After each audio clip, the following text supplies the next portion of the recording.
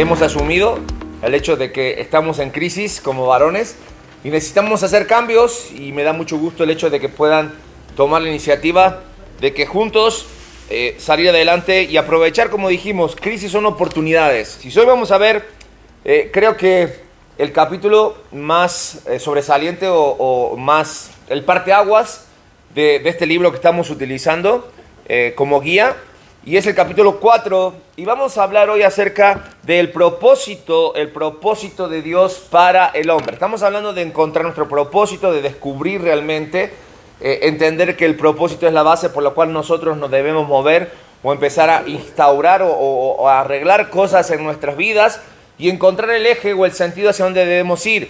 Hablamos acerca de eso, lo importante que es tener en cuenta cómo Dios creó al hombre, y cuando hablamos de que creó al hombre espíritu, y los puso en una caja o en un cuerpo conforme al propósito de cada uno, llamando hombre y llamando mujer, llamando varón, llamando mujer. Y creo que ahí es donde nosotros tenemos que tener y prestar especial atención. Hoy vamos a hablar acerca de esto, y vamos a hablar en particular acerca del propósito de Dios para el varón. ¿Por qué digo esto? Porque muchos hombres, a pesar del tiempo en el que estamos viviendo, a pesar de los avances, el acceso a información que tenemos, a la posibilidad que tenemos de realmente poder llenarnos o quitar nuestras inquietudes, hoy en día, sin importar la edad, muchos hombres siguen preguntándose el porqué de su existencia. Seguramente dentro de este grupo hay algunos de estos hombres que siguen cuestionando y viven sus vidas, algunos solteros, otros casados, otros divorciados, otros casados en segundas, terceras nupcias, y siguen avanzando en la vida, y hay un problema en su corazón. No pueden definir el propósito o el porqué de sus vidas. Y a través del estudio de hoy vamos a poder indagar un poquito en las intenciones originales que Dios tiene para el hombre, y así encontrar el razón o el motivo de nuestro vivir, de nuestra existencia. ¿Por qué decimos esto? Porque Dios, y comenzamos y lo tienen ahí en sus hojas, Dios diseñó y equipó al hombre para que pudiera llevar a cabo todo propósito y todo tipo de funciones por el cual él fue creado. Si no partimos de esta base, si no partimos creyendo realmente esto, va a ser muy difícil entender cuál es el propósito de Dios para el hombre. Y mucho más difícil es encontrar nuestro propio propósito de vida. Vamos a abrir nuestras Biblias en Mateo capítulo 7, por favor. Mateo capítulo 7, versículos 24 en adelante. ¿Lo tienen ahí? Sí. Creo que alguna vez hemos escuchado esta ilustración de Jesús, advirtiendo acerca de, mira, ¿qué quieres saber? Yo ya te lo dije. Ahora, ¿cómo va a ser tu vida? Es simple. Si tú escuchas lo que yo te digo y haces lo que yo te digo, vas a ser como aquel que construyó sobre una roca, ¿sí? Vino el viento, sopló, vino el río, se llenó, el agua golpeó contra aquella casa, ¿y qué crees? La casa no cayó. Pero si me escuchas, y aún sabiendo qué es lo que tienes que hacer, no lo haces, eres semejante a aquel que construye sobre la arena. Las mismas problemas van a llegar, porque no hay diferencia entre uno y otro, pero el resultado va a ser diferente. Y creo que cuando hablamos de principios o cuando hablamos de propósitos, hablamos de fundamentos. Hablamos de construir nuestras vidas sobre aquellas cosas que realmente son importantes. La última cita que estuvimos estudiando o repasando antes del receso fue Proverbios capítulo 19, versículo 21. Dice la palabra de Dios ahí en sus hojas: muchos son los planes ¿en qué? En el corazón del hombre. Mas el consejo de quién es el que permanecerá. Mas el consejo del Señor permanecerá. Son muchas nuestras opiniones acerca de lo que deberíamos hacer, ¿no es así? Esa es la realidad. Pero el propósito del Señor, dice este versículo, es el único que cuenta. Completamos ahí en nuestras hojas. Es el único que cuenta. Por eso, primero, antes que nada, necesitamos recordar que Dios lo creó todo de acuerdo a los requerimientos que Él hace para sus propósitos. No es que Dios te creó como hombre y te soltó en el mundo y te dijo, pues hazle como tú puedas y a ver cómo le haces para sobrevivir. No, te creó, te hizo varón, te hizo hombre, te puso en esta tierra y te dio todas las herramientas necesarias, todas las indicaciones necesarias desde el principio para poder hallar tu propósito y para que ya no te cuestiones ¿por qué vivo o para qué vivo? Y eso fue lo que Dios hizo cuando hablamos acerca de la creación del hombre varón. Y en la creación del hombre varón, hombre espíritu, primero recuerden que el hombre espíritu es aquello que nos hace iguales a Dios, la imagen y semejanza, puesto en dos recipientes diferentes, hombre y mujer. Por eso decimos que hombres y mujeres somos iguales, ambos creados a imagen y semejanza de Dios, con propósitos diferentes. Porque hay cosas exclusivas para el varón y hay cosas exclusivas para mujeres. Sin embargo, en el plan perfecto de Dios son complementarios y lo vamos a ver más adelante. Ahora, pero cuando hablamos acerca de la creación del hombre varón, ¿cuáles son los elementos del propósito del varón que nosotros debemos identificar? El primer propósito es la prioridad. Y la prioridad se refiere, y completamos así en nuestras hojas, al orden que guarda el hombre en la creación. Es decir, esto significa con relación a la razón o el motivo de su existencia. Lo segundo es la posición. Es la posición, es decir, el lugar donde fue puesto, el medio ambiente, el lugar donde el hombre tiene que llevar a cabo su propósito.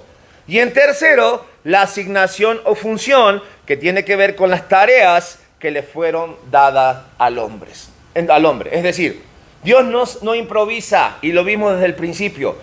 Cuando Dios puso al hombre en la tierra, lo hizo después de haber definido todos los pasos y haber preparado todo para ahora sí poner lo más perfecto de su creación que Él diseñó antes de que todas las cosas fueran. Es decir, el hombre y la mujer. ¿Por qué crees que Dios hizo primero al varón? ¿Por qué habrá sido? Que el hombre fuera puesto primero en el huerto fue diseñado así por Dios, porque el hombre entonces, al estar primero en el huerto, se transforma en el fundamento de la familia humana. Muchas veces decimos que la base de la sociedad es ¿qué? La familia. La familia, ¿sí? Y lo decimos, y pareciera una afirmación correcta. Sin embargo, cuando vemos el plan de Dios, Dios introdujo primero en la creación al hombre. Y la infraestructura de lo que Dios intentó para este mundo, lastimosamente ha sido malentendido por completo. Porque al pensar de esa manera, ¿sí?, desechamos o dejamos de lado el principio de Dios. Debido a que Dios es un Dios con propósito, Él planeó todo intencionalmente y Él plantó o planeó que antes de que todas las cosas comenzaran, que el primero que habitara aquí en la tierra sea el varón, sea el hombre. Y no es porque Dios sea machista, no es porque ni siquiera Dios podemos definirlo con un sexo. Nada de lo que viene desde el cielo está definido con un sexo, si lo queremos decir. Nunca se trató de guerras de sexo, sino que le trató de dar importancia y prioridad a lo creado. Por eso Dios se guarda hasta el último y introduce al último en la creación al hombre y después a la mujer. Y nunca Dios puso en guerra. Eso es algo que se nos metió allí desde los años 60, 70 en el auge de la televisión, la guerra de los sexos. Nos presentaron el sexo fuerte, el sexo débil. Eso fue escalando de manera monumental al punto de exigir los derechos y decir somos iguales y podemos hacer lo mismo. Y no dudo que podemos hacer lo mismo, pero el propósito original no es que el hombre y la mujer se peleen por ser o hacer lo mismo, sino que cada uno entienda cuál es su propósito y ponga en funcionamiento lo que tiene que hacer. Cuando Dios hizo primero al hombre, Él no estaba diciendo que el hombre era más importante que la mujer, para nada. Él estaba diciendo que el hombre tiene una responsabilidad específica. Esa era la intención del corazón de Dios. Él tiene un propósito que cumplir, el cual Dios lo definió como un fundamento. Como un fundamento. Cuando leemos en Mateo capítulo 7, vemos que si empezamos a construir, lo más importante en una casa es el techo. Las bases. Las bases. Lo que nosotros conocemos como cimiento o fundamento. Y mientras más difícil es el terreno donde tú tienes que construir, más tienes que prestarle atención a los fundamentos, al cimiento. Recuerdo cuando era chico, cuando la ciudad donde yo crecí empezó a crecer, empezaron a ser los primeros edificios. Pero el problema con la tierra era que era una tierra con las napas de agua muy altas. Es decir, hacías un hueco y al metro y medio tenías agua. Entonces, ¿quién puede hacer un cimiento ahí? Era muy difícil, demasiada humedad. Era una zona que estaba bajo el nivel del mar. Entonces lo que hacían eran abrir huecos, tirar pilotes de cemento enormes con una grúa hasta que topaba con algo duro y después echaban otro, hasta que tú decías, o los ingenieros decían, ya está, ya tenemos un fundamento. Pero era trabajar, era escarbarle, era invertir en el fundamento. Ese fue el plan de Dios cuando dijo, voy a construir una sociedad, creé al mundo y puse al hombre como mi representante en el mundo, pero necesito que sobre lo que voy a construir sea fuerte, sea fuerte. Que el propósito pasa más allá de los logros materiales que nosotros podemos tener. Y aquí quizás como hombres podemos cuestionarnos varias cosas. Porque podemos decir que si el fundamento es crucial y nosotros necesitamos establecernos firmes, pueda levantar la mano y decir, a ver, pero yo tengo un problema. No tuve el mejor de los ejemplos, porque vengo de una familia disfuncional. Mi papá estuvo ausente, fue un borracho, un golpeador, se murió, no lo conocí. Mi mamá fue mamá soltera. ¿Cómo le puedo hacer si no tengo un fundamento? No tengo un ejemplo para hacer un buen fundamento. Mira, una vez que conoces la verdad y entender que Dios te hizo hombre con un propósito, y el propósito es que tú seas el fundamento. Adán no tuvo papá a quien imitar, sino que su ejemplo fue lo que Dios le enseñó. Y si Dios le enseñó y le dejó claro qué es lo que tenía que hacer, tú y yo, si no tenemos el mejor de los ejemplos, tenemos a nuestro alcance la mente de Dios, cómo Dios piensa. Entonces tenemos la palabra. Yo no digo que inviertas, y ahora hablando para aquellos que somos papás, yo no digo que no pierdas tiempo o que es una pérdida de tiempo invertir para dejarle a tus hijos un porvenir seguro. Pero el principio bíblico habla de que ese no es el fundamento que necesitan nuestros hijos. Salomón lo que está queriendo decir aquí en Proverbio, que es lo que tú y yo debemos dejarle a nuestros hijos, es un legado. Completamos ahí en nuestras hojas, un legado. Porque el legado es aquello donde nuestros hijos van a estar o van a poder construir el camino que ellos van a seguir. Porque a veces creemos que le hacemos fácil decir, mira, yo a mi hijo le voy a dejar un estudio y si puedo a cada uno, si tengo 1, 2 o 3 hijos, una casa, ¿me entiendes? Y si tú tienes tu empresa, participación en la empresa, para que no tengan problema. Pero eso funciona mientras tú estás. Y cuando tú te vas, cuando ya no estamos en este plano, no necesariamente sus hijos piensan como tú. No necesariamente nuestros hijos se llevan bien. No necesariamente sus hijos van a querer seguir invirtiendo en lo que tú haces. Cada uno va a querer seguir su destino con el menor de los esfuerzos posibles, porque eso es muchas veces lo que les enseñamos. Nos cuesta. Pero cuando vemos qué es lo que Dios creó y dónde Dios puso al hombre y cuál fue el plan original, el propósito o la prioridad del hombre, vemos que la prioridad del hombre no está en dejar un legado material o una herencia material, sino un legado eterno que trascienda la vida de nuestros hijos. Porque las riquezas, incluso las riquezas le pertenecen a Dios. El hombre más poderoso del mundo, el hombre más rico del mundo, tiene lo que tiene gracias a que Dios le permite tener. Y el día que él no esté, si Dios desea, puede tomar incluso su dinero y utilizarlo para su propósito. Así termina Salomón diciendo, mira, la ganancia, o el hecho, como termina el proverbio diciendo ahí, dice, la riqueza del pecador está reservada para el justo, porque le pertenece a Dios. ¿Me explico? Entonces, no nos desesperemos por eso, sino que un hombre bueno, un hombre que entiende acerca de su prioridad, ¿sí? Es un hombre que no vive pensando en el pasado, sino que piensa en el futuro y el futuro que trasciende en forma eterna.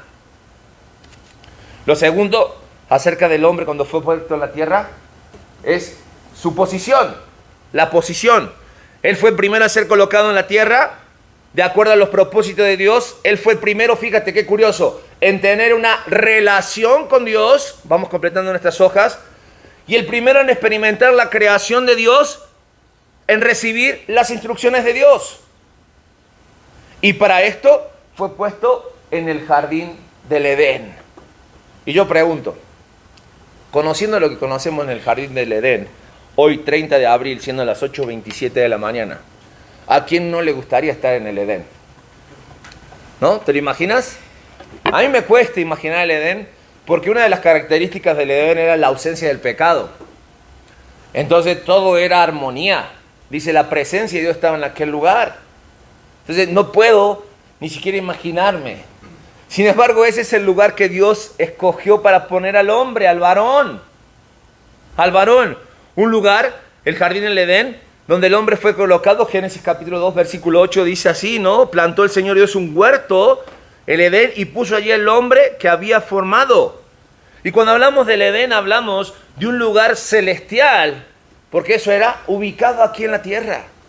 Eso era el Edén, colocó al hombre en este lugar, donde existía una conexión celestial y gloriosa entre lo creado, lo visible y lo invisible, Dios. La gloria misma, dice en el Edén, fluía de un lado a otro. Era un lugar único sobre la tierra. Por eso Dios lo guardó, por eso Dios lo preservó. Por eso Dios lo tiene ahí, para nuevamente presentárnoslos en la eternidad, para que volvamos a disfrutar de la presencia del Edén. El hombre iba a poder vivir en medio de un ambiente muy bien regulado, porque era eso, era la extensión del cielo aquí en la tierra. Pero no solamente eso, también que el Edén era un lugar donde estaba la presencia constante de Dios. Completamos ahí la segunda parte de la frase, una presencia constante de Dios. ¿Qué será eso? ¿Qué será eso? Si nosotros nos deleitamos en la presencia de Dios los 15, 20, 25 horas, hora y media que pasamos diario en lectura, en oración, o cuando nos juntamos a estudiar su palabra, cuando nos juntamos como congregación, como pueblo, un domingo a alabarle, imagínate lo que era eso, donde la presencia constante de Dios llenaba aquel lugar. Lo que Dios pensó para el hombre era que el hombre habitara en la presencia continua de Dios.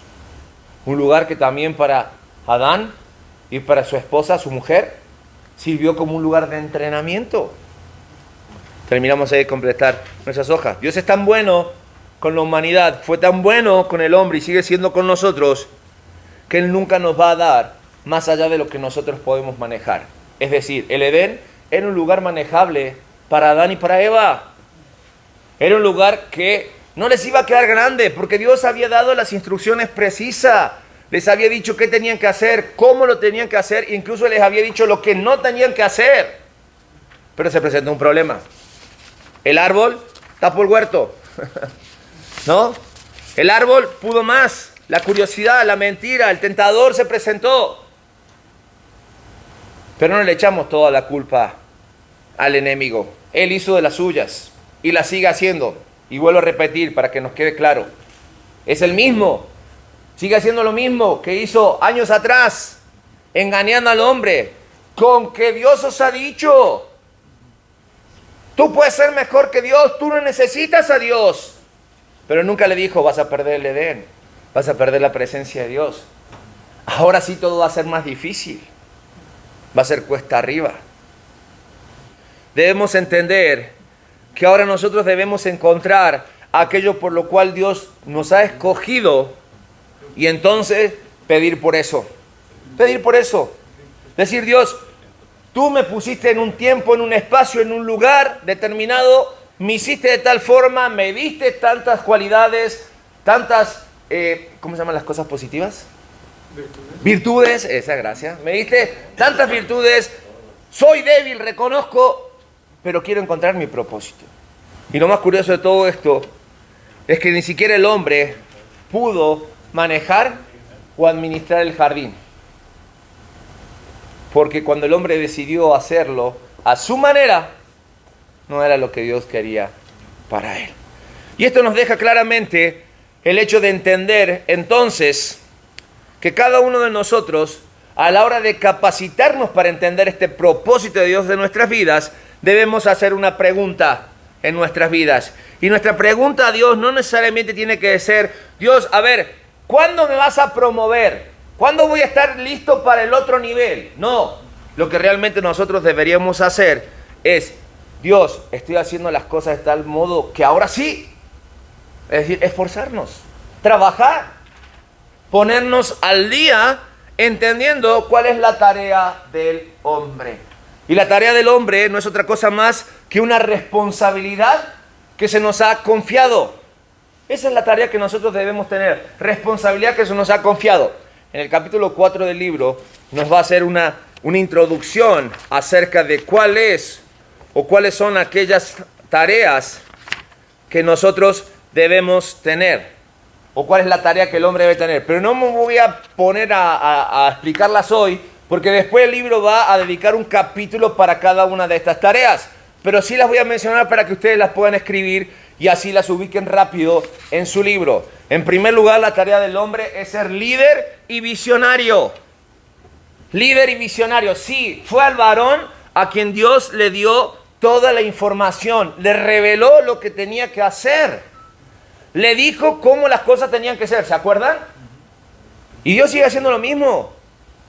Dios no nos manda a hacer cosas y a ver cómo le haces. Tenemos las instrucciones, las aclaraciones Y la guía. y las advertencias para que nosotros seamos y nos convirtamos en los líderes y visionarios que debemos ser en nuestras vidas, en la vida de nuestras esposas, de nuestros hijos, si eres responsable incluso de una empresa, de tus propios empleados. No te digo que vuelvas a ese lugar un lugar de culto, pero con tus indicaciones, con tu conducta, con tu proceder, ante tus responsabilidades, hacer las cosas como Dios espera que lo hagamos. ¿Me explico? Y no solamente Dios espera que seamos un líder visionario, sino que también aprendamos a ser maestros. Y cuando pensamos en maestro, pensamos en aquel que pasa para dar una clase y pararse delante del alumnado.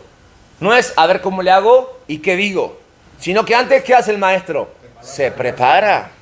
Y es increíble, los maestros que conozco, conforme pasa el tiempo, menos se confían en sus habilidades, porque entienden que todo va evolucionando y se tienen que ir preparando, no importa si son maestros de kinder, de primaria, de secundaria, de prepa, universidad, maestría, posgrado, lo que sea. Es demasiada la responsabilidad que se tiene a la hora de compartir. Y no vas a compartir lo que tú piensas. Vas a compartir lo que tienes que compartir y lo que tiene que ser una verdad. Claro, hay muchos que comparten sus pensamientos y por eso hay un montón de ideologías, de verdades a medias, ¿me entiendes? De mezclas, de cosas híbridas, que no tienen ni pie ni cabeza, que a la primera se caen. Sin embargo, la verdad es la que permanece. Y nosotros quizás no somos maestros de kinder, de primaria, de secundaria, de prepa, universidad, pero tenemos la responsabilidad de guiar a nuestra familia, de guiar a nuestros hijos, de ser ejemplo a las generaciones que están debajo de nosotros, incluso a los que están encima de nosotros. Porque Dios así lo estableció. Quiere que cada uno de nosotros seamos los más listos y los primeros a la hora de defender la verdad. También Dios espera que nosotros seamos cultivadores, un buen cultivador. La palabra cultivar significa hacer que algo dé fruto. Es decir, desarrollar algo hasta su estado perfecto. Pero el que cultiva va desde que elige la semilla, escoge la tierra, ve los nutrientes de la tierra, trabaja la tierra, ve la fecha incluso si va a llover o no va a llover, se encomienda. Eso no.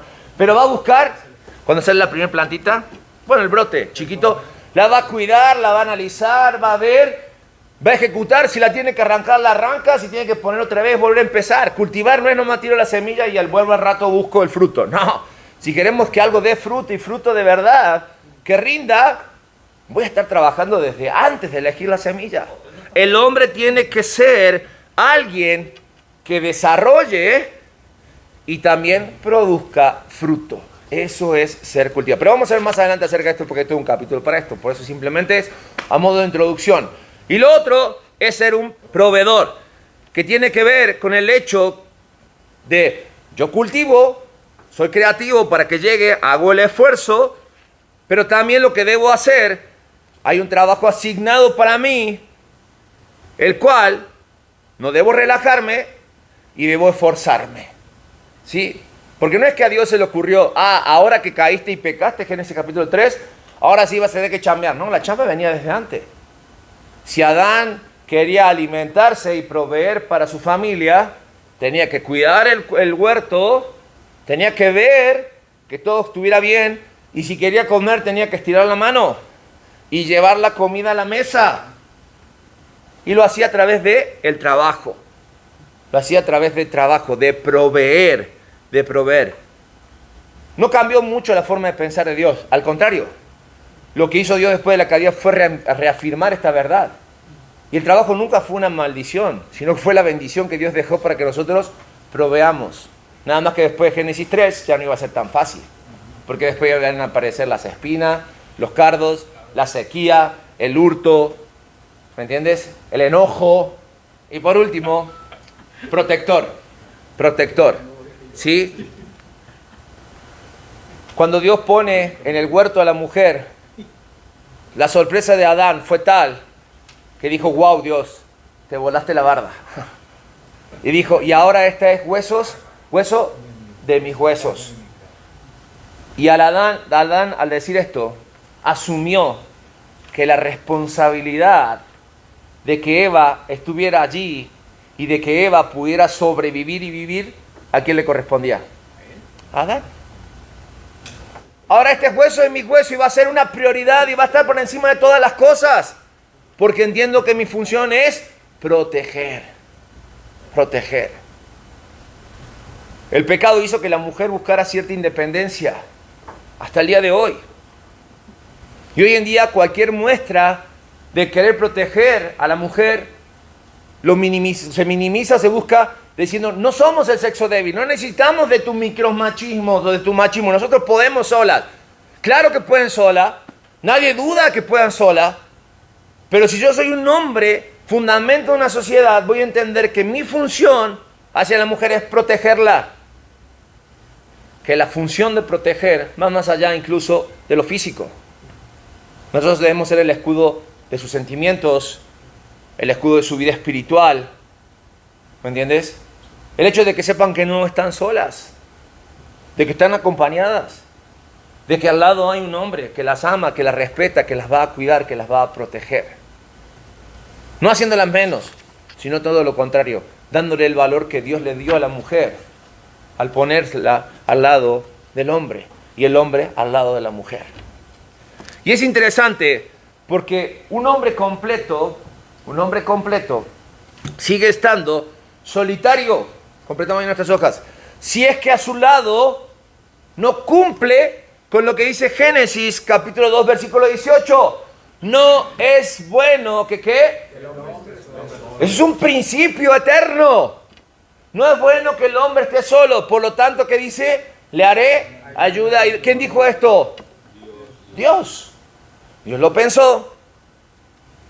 Dios lo tuvo en su mente, en su corazón y dijo, un hombre y una mujer van a estar completos cuando anden juntos a la par. Cuando anden juntos a la par. Si un hombre realmente conoce y vive su propósito, si no está acompañado, aún así sigue solo.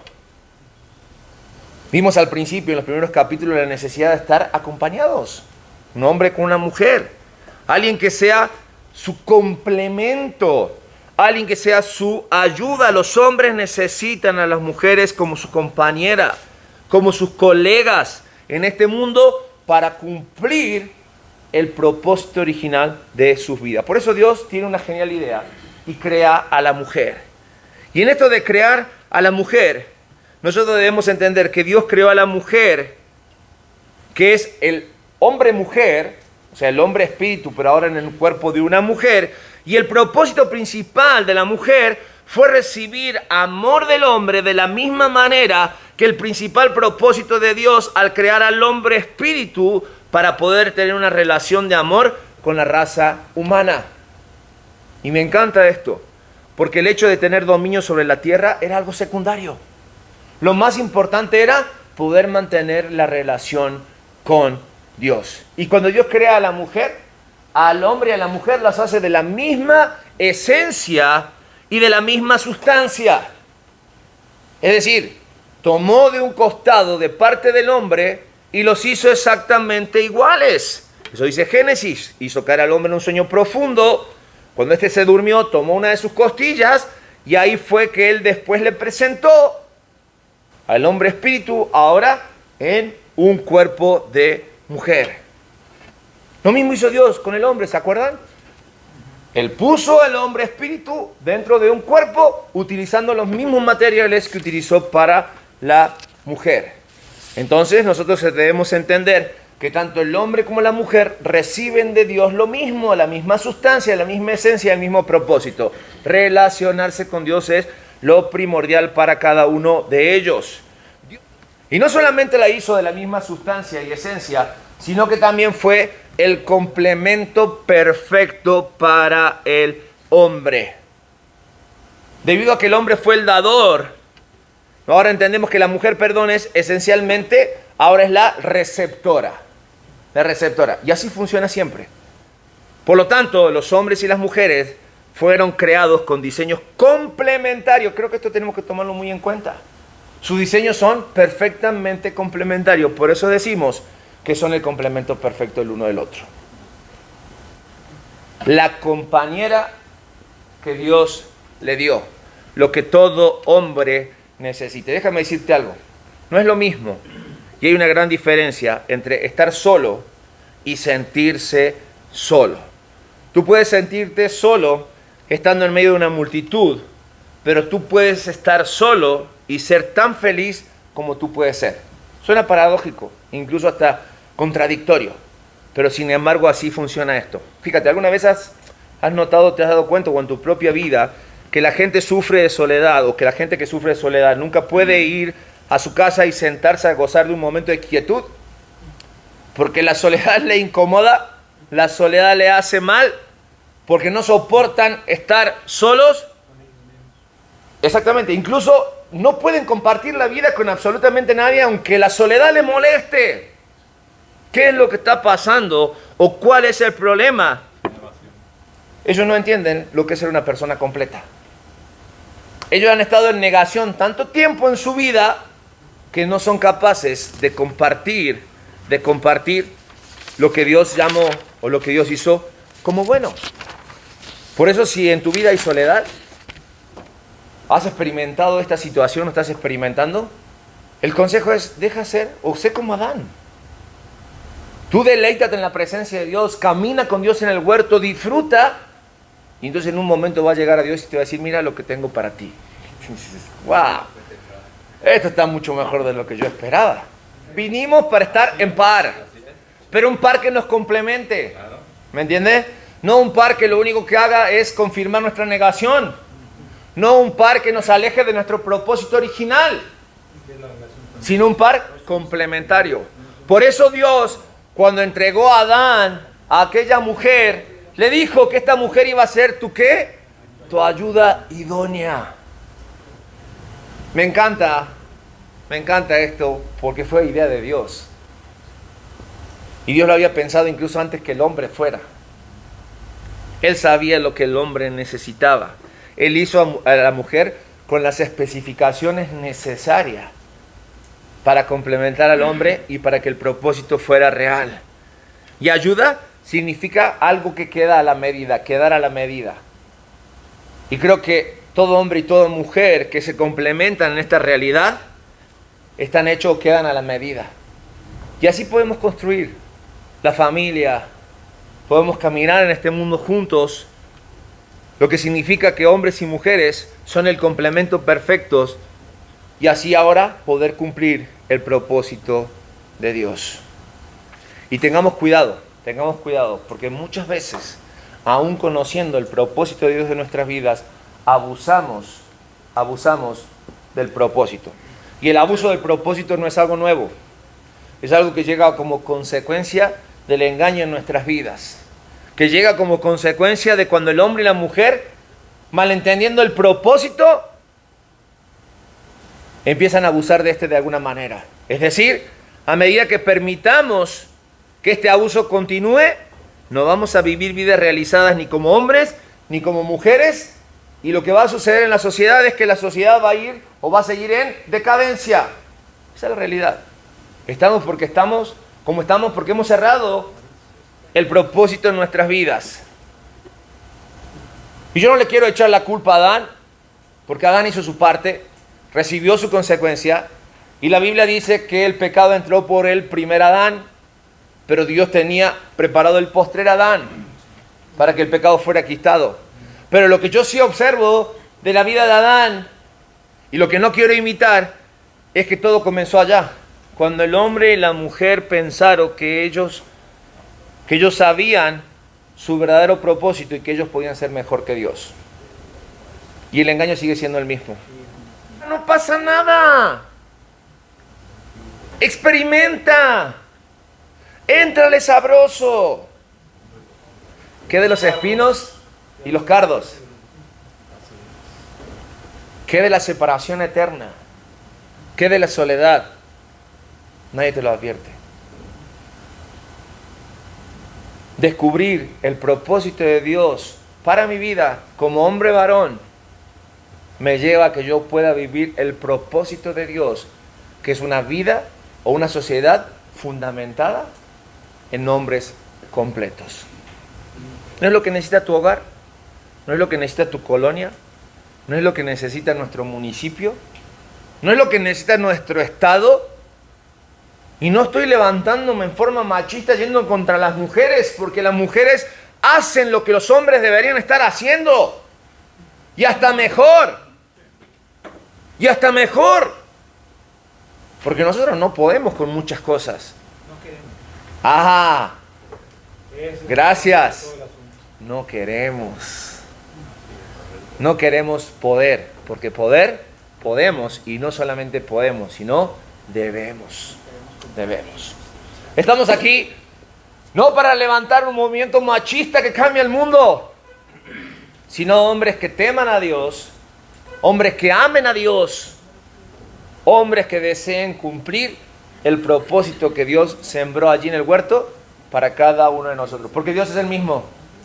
Y Dios espera de ti y de mí lo mismo que esperó de Adán cuando fue puesto en el huerto. Amén. Vamos a orar, hombres. Por eso el desafío está planteado para cada uno de nosotros. ¿Qué vamos a hacer con el propósito de Dios para mi vida? ¿La voy a dejar pasar para que otros lo cumplan? ¿O lo voy a tomar como el desafío de dar un fundamento sólido a esta sociedad? Ser el mejor padre, ser el mejor esposo, ser el mejor amigo, el mejor jefe, conforme a lo que Dios espera de todo hombre, de todo varón. Padre, gracias. Gracias por tu palabra. Gracias por el desafío que ella representa para cada uno de nosotros. Gracias porque todo lo planeaste desde el principio y tú nos capacitaste, nos entrenaste y nos guías cada día para hacer lo correcto, y eso es lo que tú esperas de nosotros. Haz de nosotros verdaderos hombres que te teman a ti. Hombres que al buscar y exigir su lugar puedan amar, respetar a su esposa, a sus hijos, dando una base sólida para esta sociedad, un fundamento donde construir, sabiendo que va a ser sólido, porque lo hacemos conforme al pensamiento, al principio y a la palabra de Dios.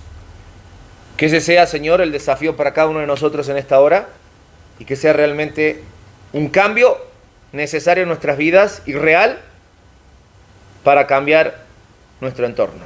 Lo oramos y lo pedimos en el poderoso nombre de nuestro Señor Jesucristo. Amén. Y amén.